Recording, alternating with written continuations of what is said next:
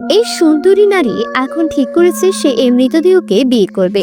সে মৃদুভাবে তার dead boyfriend জনের কাজ ছুঁয়ে দেয়। মুখে এক অদ্ভুত সুখের হাসি ফুটে ওঠে। তবে হঠাৎ তার মনে পড়ে যায় একটা গুরুত্বপূর্ণ জিনিস এখনো নেই।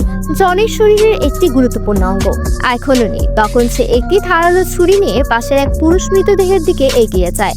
সে মৃতদেহের প্যান্টের চেন করে তার গোপনাঙ্গ কেটে নেয় এবং তার জনের শরীরে সংযুক্ত করে সবশেষে সে বলে, এখন একদম পারফেক্ট।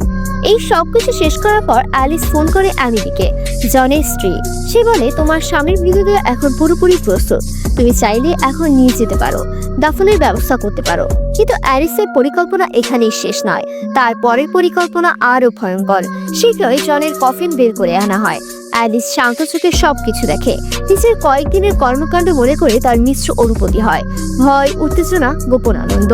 সবাই যখন জানাজা ও দাফনের পর চলে যায়, তখন জনের ভাই মাইকেল খেয়াল করে অ্যামিলি তো আসেইনি। তার তো ভাইয়ের প্রতি অনেক ভালোবাসা ছিল। সে তো নিশ্চয়ই শেষ বিদায় জানাতে আসতো। পাশেই থাকা চাচক বলেন, হয়তো সে বিচ্ছেদ মেনে নিতে পারেনি, তাই ইচ্ছাকৃতভাবে আসেনি। আমাদের উচিত ওর সিদ্ধান্তকে সম্মান করা। মাইকেল তখন মাথা হেড করে ভাবেন, হ্যাঁ, হয়তো এটাই সত্যি। কিন্তু আদৌ কি তাই? কারণ এইদিকে অ্যালিস কফিন থেকে জনের মরদেহ নিয়ে চলে এসেছে নিচের বাসায়। সে নিচে বিয়ের লাল গাউন পরে, জনকেও স্যুট পরিয়ে সাজিয়ে তোলে। এরপর শুরু হয় তাদের বিয়ের অনুষ্ঠান।